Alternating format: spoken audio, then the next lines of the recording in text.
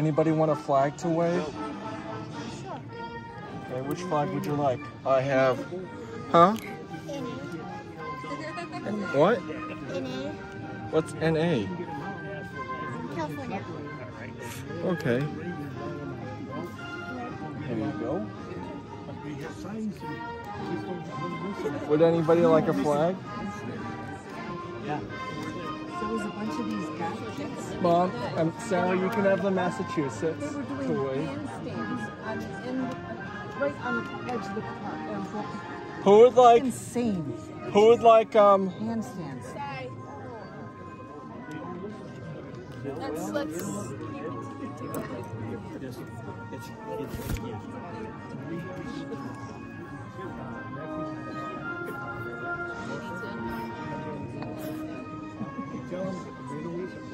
And that's shale on the edge there.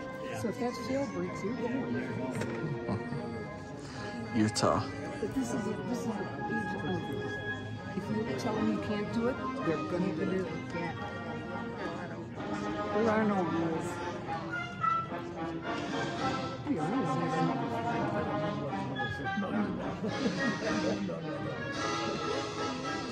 One grandkid.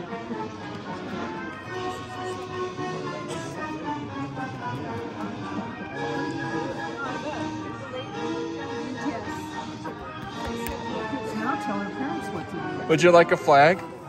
No, thanks. Would you like a flag? Oh, thank you, no. Would you like a flag?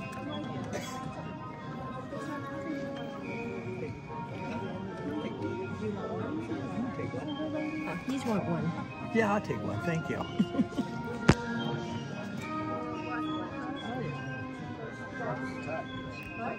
This isn't the ranger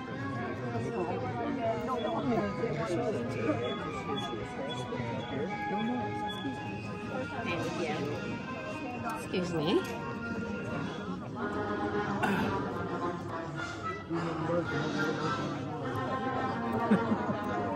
When they applaud, we all wave them.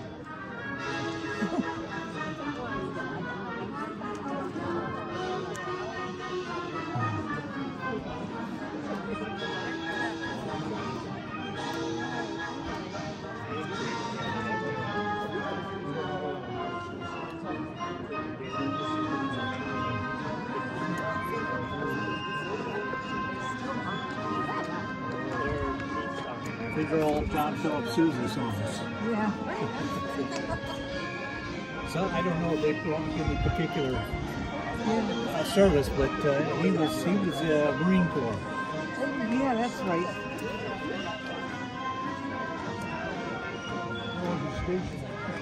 You know, I don't know. It was Sousa. 100 years ago. Yeah. He wrote all those old military marches. I bring up some subjects sometimes and they're going, when was that, Grandma? At 79 years old, I picked up something along. Yeah.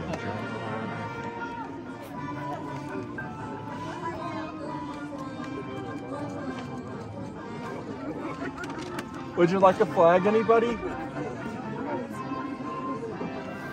Excuse us. Would you like a flag? Would you like a flag? Thanks. Jimmy Cagney. 2 flags left if you would like them. Flags, get your flags here. Zach, can you just sit down? Okay. And then the kid, he was in prison. But he was going to be executed. And this kid just, like, he thought he really wanted to be like him or something. So what he did when he was walking to be executed, he started crying. So this kid would not want to worship anyone. Remember that movie? Yep, this guy. He did a lot of gangster movies. He was real light footed. He could really move. Well, I think that was his favorite thing. Dancing. When are they gonna light it? says my old one to your old one. I'll have a pint with you, sir. My old one, I'll have a pint with you, sir. What do you want? I'll have a pint. I'll have a pint with you, sir. And if one of us doesn't order some, say come off the boozer. Because we went to that battleground where they surrendered. I learned that from my dad. And that was the insult to them when they surrendered. They had a I'll have a pint with you, sir, says my old one to your old one. Would you like a flag? Oh, marvelous. Okay. Hey, what's this here? Is this somebody's phone or cover? Oh, that's. Would you like a flag? Which one is it? That's me. Oh, it's the main flag. Yeah. Ah, yeah. Would your mother? Sure. The kids would probably like them the most, to be honest. Yeah. After the ceremony, we're gonna have the flags all back to me. Okay. Good luck with No that. problem. They're just on hire. Okay. On loan, eh? Yeah. So you have to give them back. Okay. Not to keep them. Okay. All right.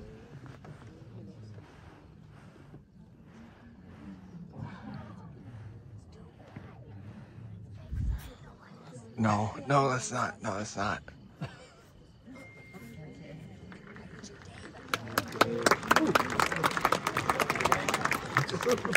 There is no other country in the world that supports free speech more than the United States of America. In this country, you are free to say most anything you want to. How important is speaking?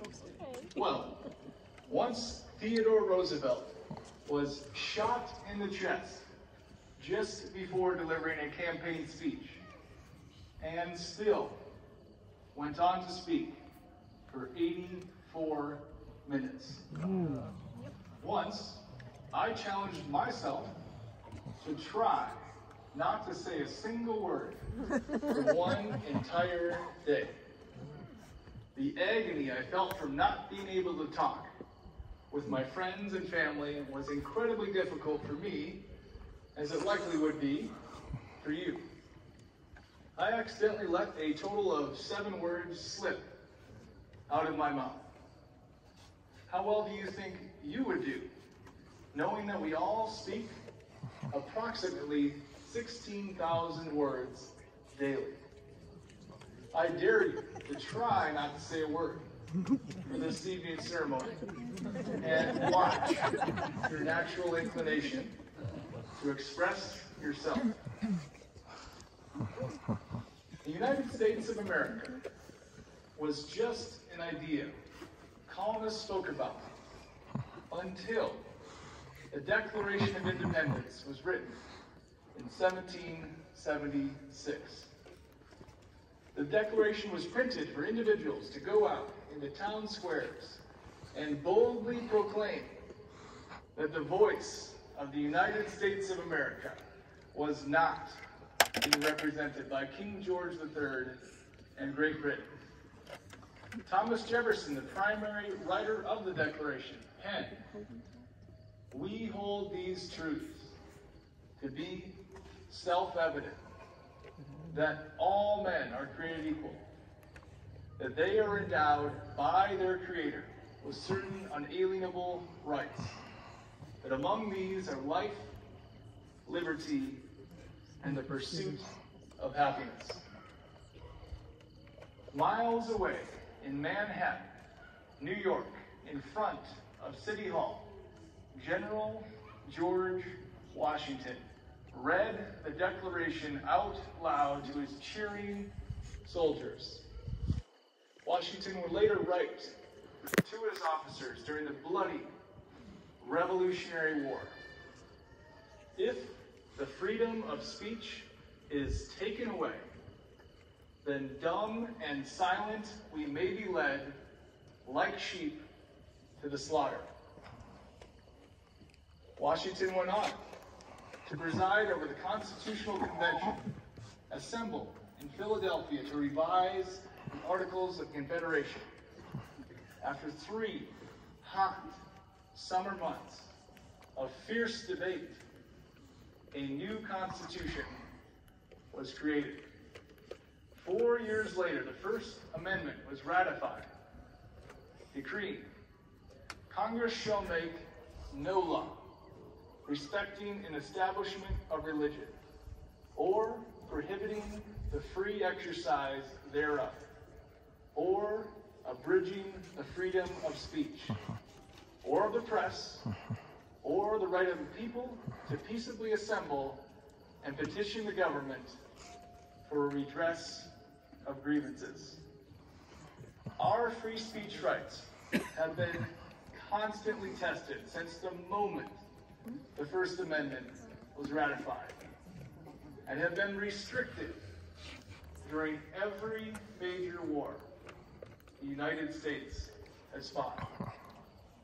For example, during the Civil War, Abraham Lincoln had to repeal his own Army general's printing ban of the Chicago Times newspaper, which had written words seen by that general as disloyal to the Union cause.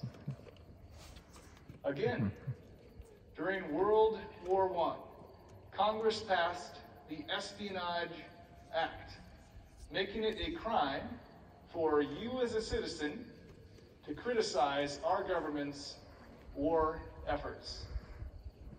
In Abrams v. United States, the U.S. Supreme Court convicted 5 individuals of violating the act by distributing, criticizing pamphlets. Yet, one dissenting justice, Oliver Wendell Holmes, argued that the ultimate good desire is better reached by free trade in ideas, that the best test of truth is the power of the thought to get itself accepted in the competition of the market. So, if our speech is indeed free, and our search for knowledge is unrestricted, then eventually the truth will rise to the surface through open dialogue. Sadly, many people choose not to engage in open dialogue. Once, when I was in elementary school, my homeroom teacher had my class walk to gym class backwards to celebrate Backwards Day. But I forgot to tell the gym teacher about the special day. The gym teacher was furious, thinking we were all just messing around, and had us sit down away from each other in silence for 10 minutes. Boo! A few of us, including myself, tried to speak up and let the gym teacher know it was Backwards Day. But he immediately silenced us and threatened to send us to the principal if we spoke a word. Boo! I believe my gym teacher was right to silence my class before listening to a single word we had to say. I want you to imagine, right now, you live in a country where you as a citizen cannot speak your mind or criticize your government without fear of censorship, fines, or retaliation from your government. Your own government tells you what you can and cannot say, and therefore what you can and cannot think. This is a major reason why, by far, more people want to live in the United States of America than in any other country in the world. More than 45 million foreign-born residents currently live in the U.S., which is 4 times more than any other country. Our nation's incredible diversity comes with a lot of different opinions and beliefs.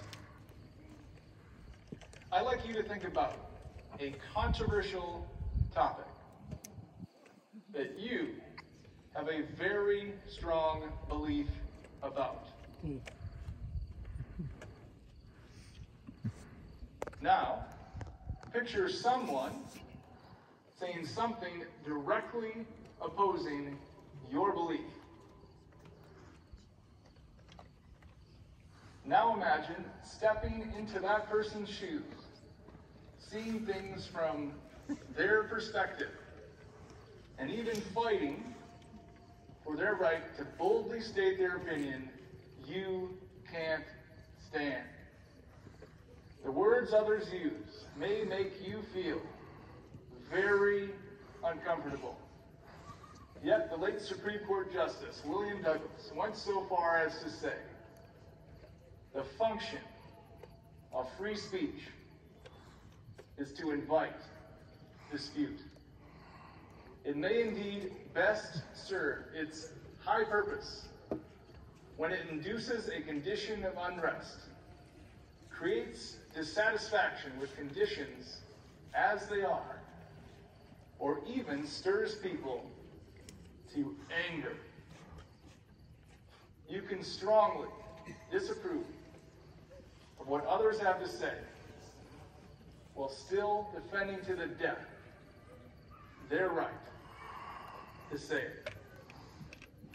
America is still the land of the free and the home of the brave as long as we listen to Thomas Jefferson, who warned, all tyranny needs to gain a foothold is for people of good conscience to remain silent.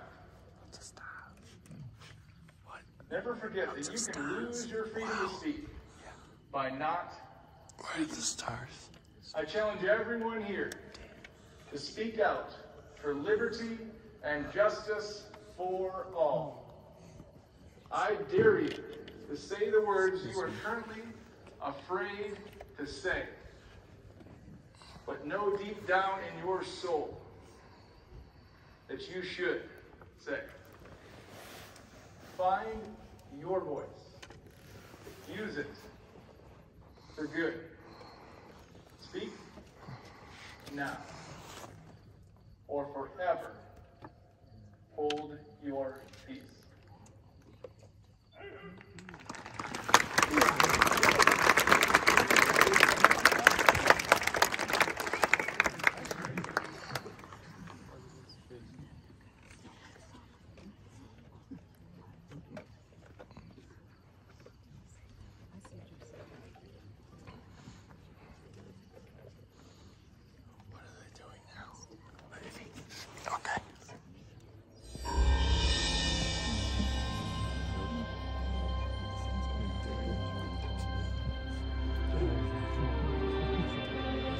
States of America.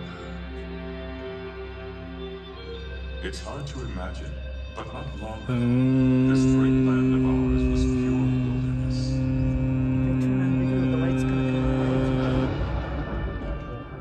That's the New York flag. A place where millions of bison roamed freely. Can I have that one too? Thank you. Oh shoot! I don't want to do that. You can't And do those video. who lived on the land revered it as sacred ground. No, not yet. You know why I like these two flags? No. You know why? Because I like going to see this group stomp. In technology, Oh, have you seen them? No. Oh. from its inception, There's also, let's see, they have Blue Man Group. Have you heard of Blue Man Group? Oh. stood up to adversity and never let go of their vision for a better country. Mount Rushmore reminds us of it, and the countless Americans who have made great sacrifices to ensure Did he chew the, there's a sharp edge. Oh, is it? Okay. we strived for it, we died for it. Which flag do you think is calming? That one. Which one? Utah? Why Utah? Lots of space in Utah. Oh, like on the flag, the The picture. year was 1923. I can't see it, sorry. The place, Yeah. the Black Hills. It's a of South beehive. Dakota. State historian Don Robinson proposed that these granite outcroppings could be the site of an enormous monument dedicated to the heroes of the West. And where's the- such as Lewis and Clark and Chief Red Cloud. But commissioned sculptor Gutzon Borglum had a different concept in mind. Borglum was a passionately patriotic man and believed that a more fitting tribute should honor the American experience. A memorial that would represent our ideals, our dreams, and our accomplishments as a country. A memorial Which one of that these would convey a states do you think spirit is of best to live in? patriotism. And which one is calming? Borglum chose his canvas carefully. The giant granite rock face of Mount Rushmore. Why that one? And in 1927, New York? work on the mountain began. Why Utah? Yeah, that's cool. Borglum assembled a team of local miners, ranchers, and lumbermen to help with construction. The sculptor built a model of the residence to serve as a guide. Every inch of the model represented 1 foot of the mountain. Year after year, Borglum and his crew hunted tirelessly on the side of the mountain, drilling and blasting their way to reach granite solid enough for carving.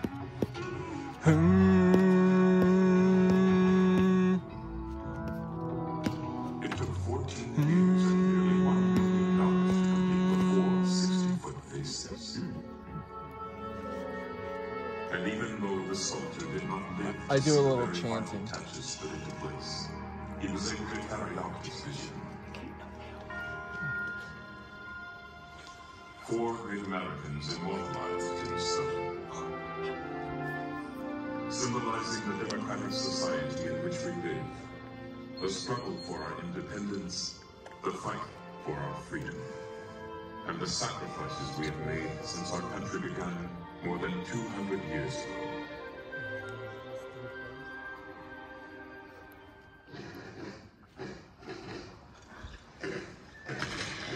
It was a time of rebellion and of war. It began as an uprising against British rule and turned into a full-fledged crusade for personal freedom and national independence. The American Revolution. From 1775 to 1783, up to 250,000 patriots engaged in battle.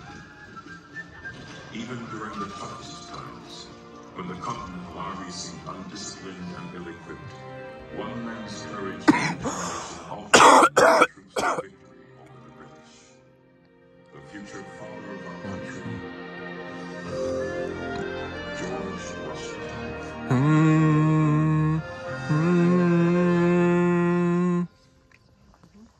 Born and raised in colonial Virginia, George Washington grew up to be a firm believer in American independence. Even though his heart yearned for quiet family life at his Mount Vernon home, his deep commitment to the Republic made him answer the call of his country time and time again. As general, Washington became an instant hero throughout the colonies. The public was so enamored with him that many people wished that he become king. But Washington stopped this. The army must serve the country, but not rule it. Express your utmost horror and detestation of the man who wishes to overturn the liberties of our country. George Washington, 1783.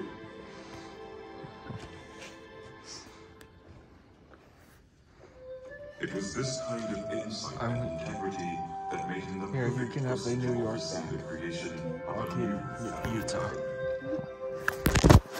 With no blueprint to follow, Washington kept the colonies united and on course during the infant years of his nation. And after ratification of the Constitution, When he was unanimously elected first president of the United States, Washington was keenly aware that he was laying down the framework for future presidents to follow. Washington's legacy is that of a man who was first in war, first in peace, and first in the hearts of his countrymen. In his inaugural address, he spoke of the task that lay before this new nation. The preservation of the sacred fire of liberty and the destiny of the Republican model of government are justly considered as deeply, perhaps as finally stake in the experiment entrusted to the hands of the American people. George Washington, 1789. George Washington welded this union, but it would take another great visionary to expand it. Thomas Jefferson, third President of the United States.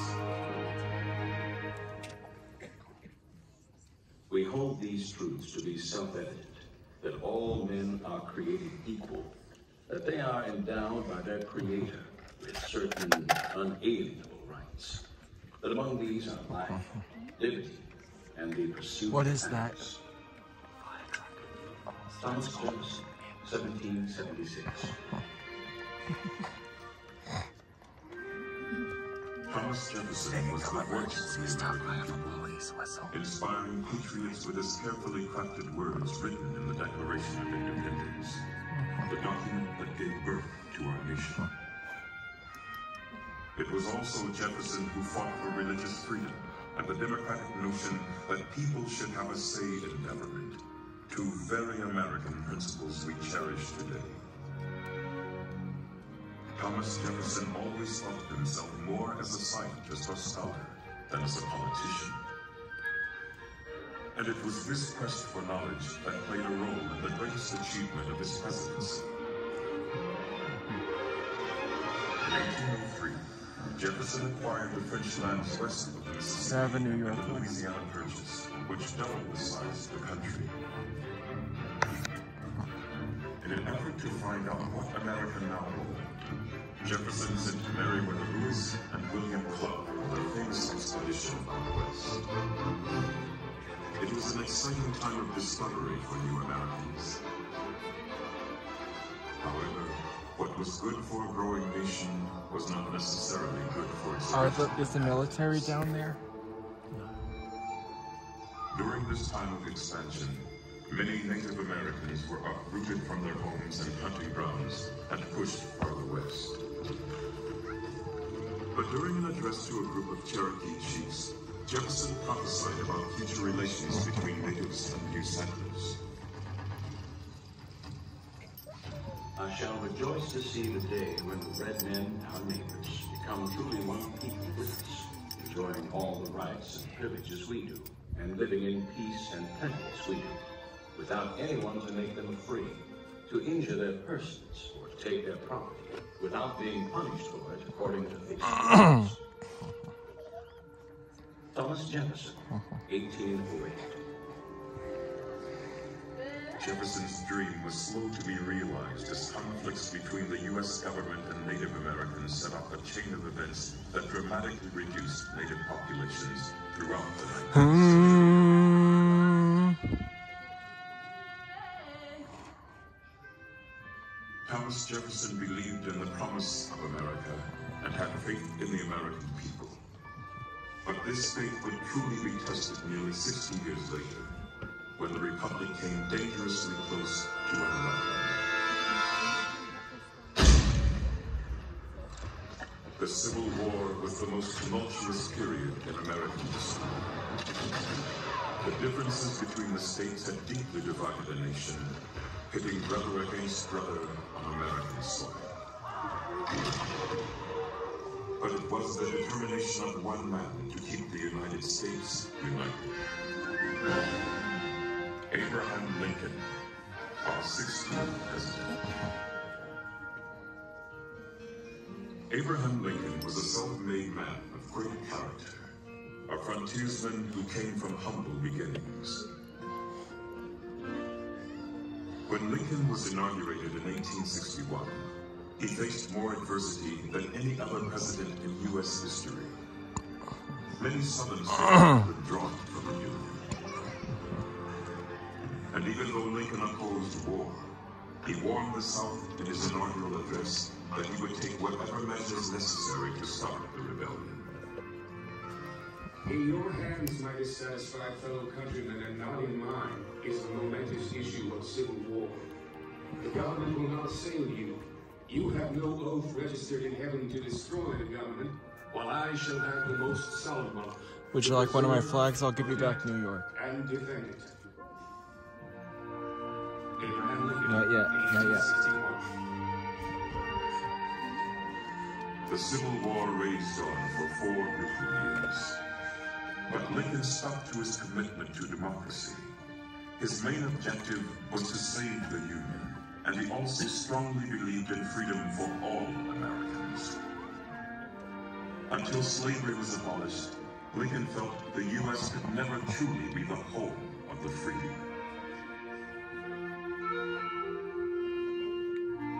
Lincoln's Emancipation Proclamation began the process that ended the evils of slavery forever.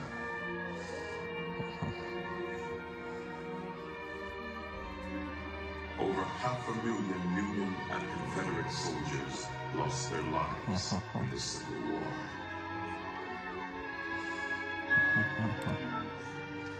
But during his famous Gettysburg Address, Lincoln reminded the American people what this war was really all about.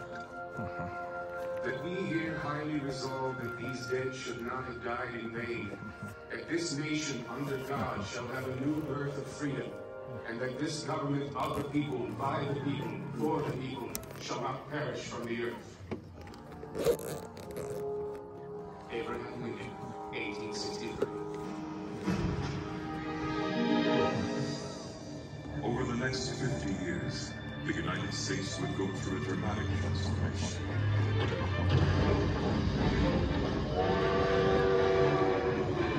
The year 1900 was coming around the bend, and America was turning from a rural republic to a mighty industrial power.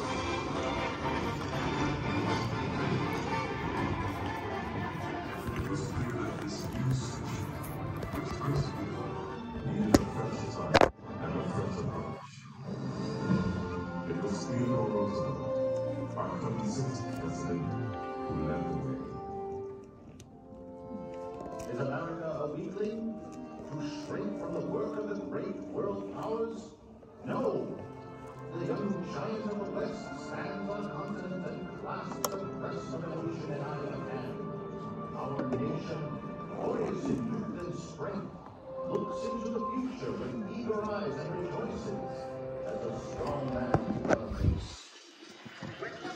Theodore Roosevelt, 1897. He was energetic, he was robust, and he was eager to show the world that America was a force to be reckoned with.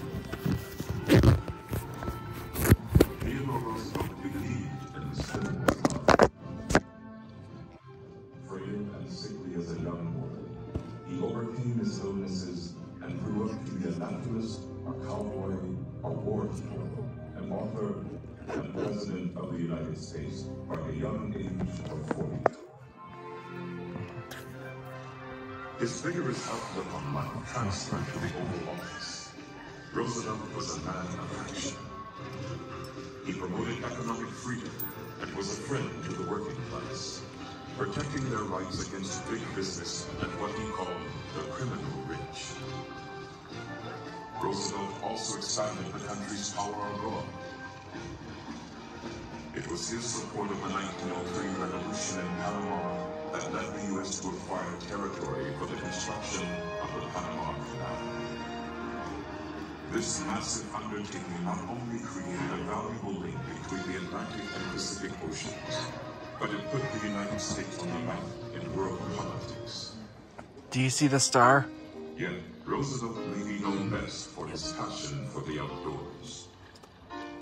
He was vocal about conservation, and through the power of his presidency, he provided federal protection for almost 230 million acres of land. to waste, to destroy our natural resources, to skin and exhaust the land instead of using it so as to increase its usefulness, will result in undermining in the days of our children the very prosperity which we ought by right to hand down to them amplified and developed. Theodore Roosevelt, 1907. The pursuit of the American dream did not end with Theodore Roosevelt's term. Instead, it has carried us into the 21st century.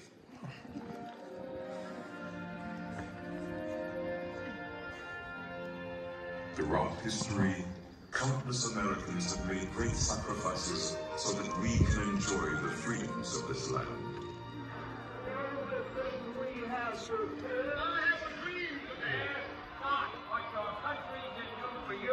The same freedoms guaranteed in our Constitution and Bill of Rights.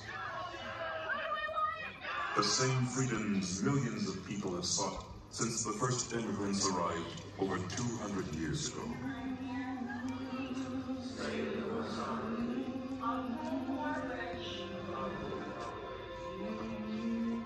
Gutzon Borlaug reminds us of this with his timeless memorial.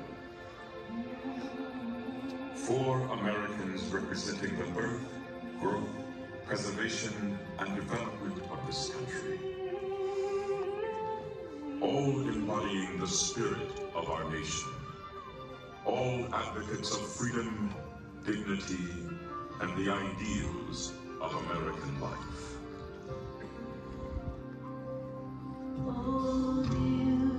Beautiful for spacious skies, amber waves of grain. Sing along, everybody. For purple mountain majesties above the fruited plain. Come on. America, God shed His grace on thee, and crown thy good with brotherhood from sea to shine.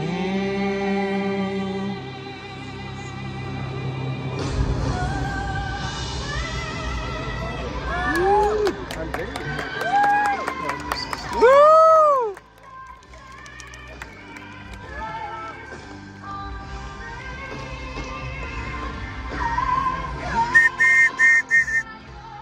With brotherhood.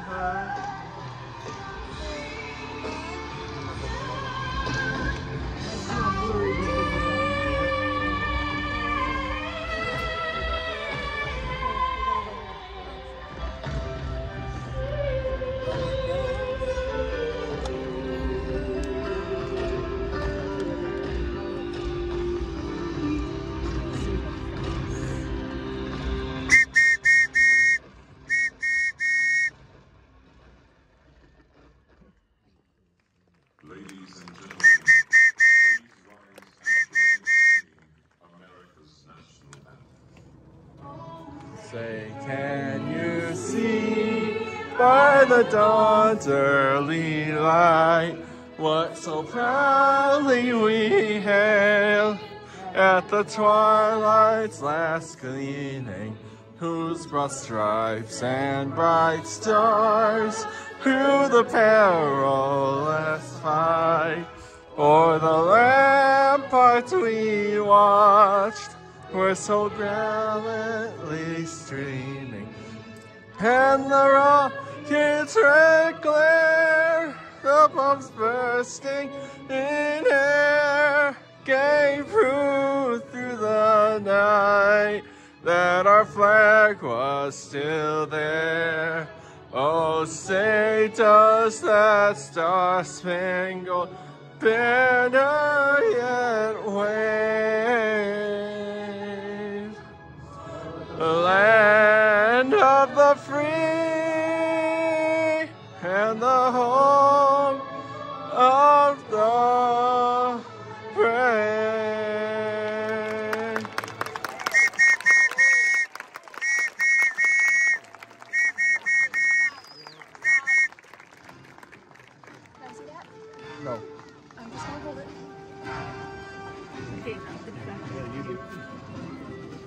Okay.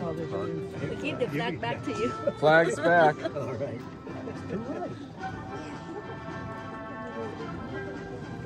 Pretty neat, I think. Yeah. Well, they're having the veterans come forward now. So thank you for the flags. You're welcome. Thanks, mate. That was great. Where's the other one? There's Oh, you got it? Oh, yeah. Okay. that was great. That was. Did you enjoy it? Yeah. I hope you enjoy your trip the rest of the time. Yeah, Huh? thank you. We thought we were gone. We've been gone for 6 weeks, just from Eastern, from Boston area. Sorry, walk over. That's long time. 6 months. Yeah, yeah. No, you're right. You enjoyed it? Yeah, oh, yeah. What did you like seeing the best? Oh, Sorry. hard to say, but I'd say, I'm trying to get over to the railing. I'm so sorry. So sorry. I invite So all sorry. military You want to personnel, go to the rail? past and present, Wait, shh. Wait. to the stage. If you are unable to come down, please appoint someone Come on, to guys. represent Come on. you. I also invite any Gold Star families Your father? No. who have lost a loved one. Yeah, my so other you flag. enjoyed it. Mom, I'm gonna Consider go down sending a and representative Why? forward.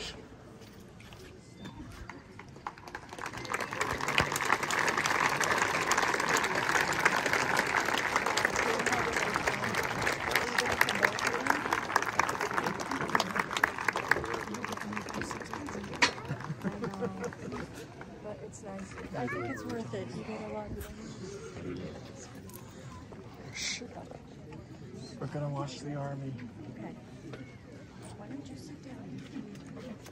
Can I have my police whistle back?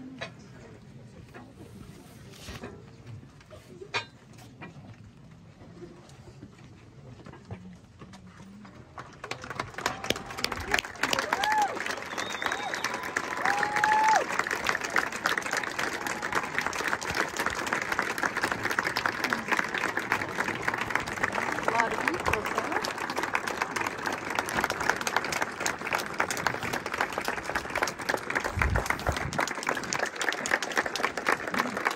Woo!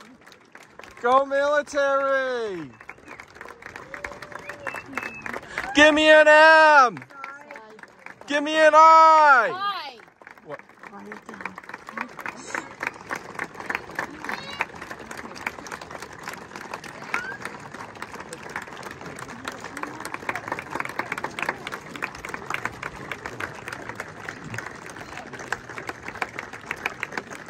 Wow, a lot of people. People are still coming.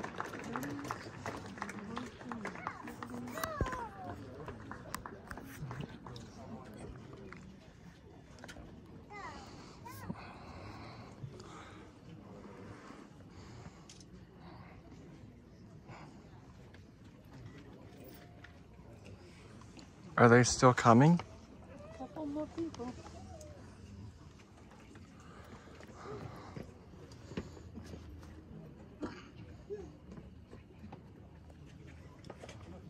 Did you take a picture of all the military? I am.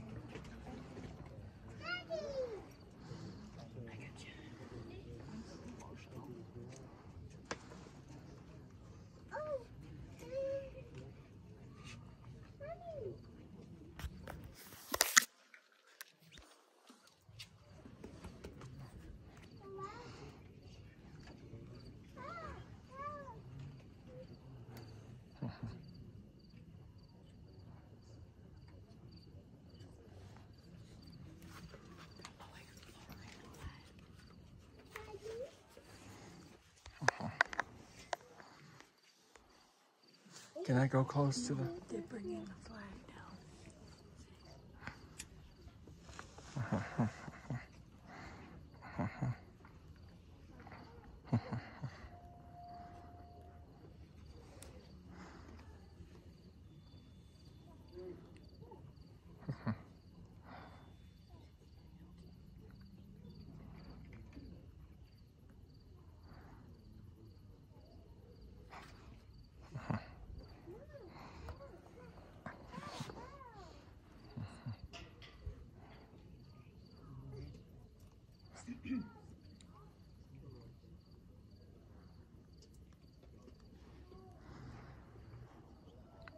What are they gonna do?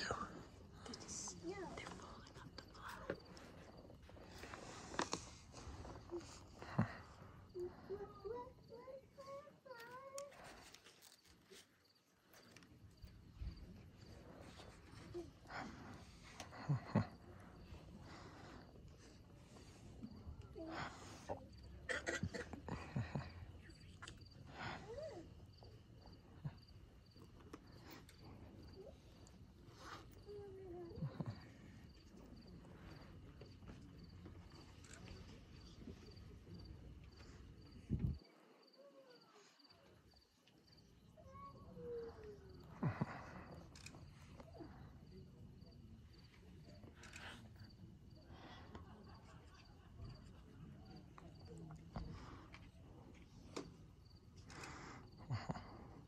What are they doing now, Mom? They're folding it into a triangle.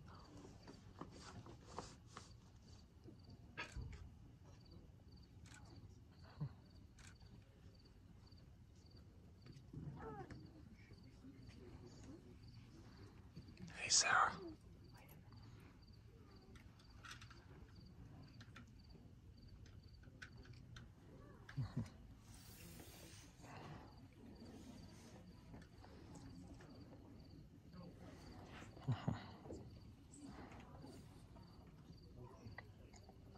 What are they doing now?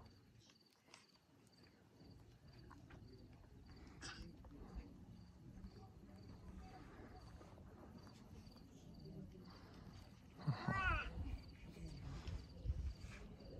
bet they'll give it to one of those people. Ladies and gentlemen of the audience, to conclude our ceremony, most of these men and women have never met one another, and yet tonight they are bonded together on stage. For most, this is the only public recognition they will ever receive for their willingness to serve our country. As they rejoin their families, let us show them our appreciation for their sacrifice for our freedoms with another heartfelt round of applause.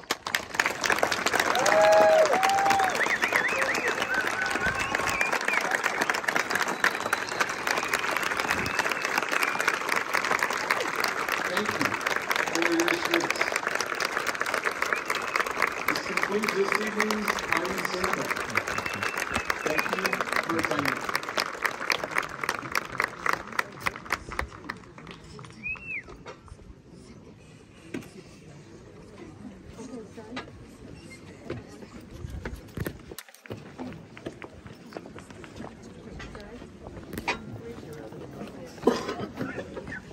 You got them all? Let me put them in the bag.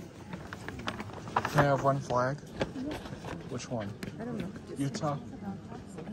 I can't see. That one is Utah. Okay. I'm gonna walk this. Slide. Wait for me. You're gonna fall down.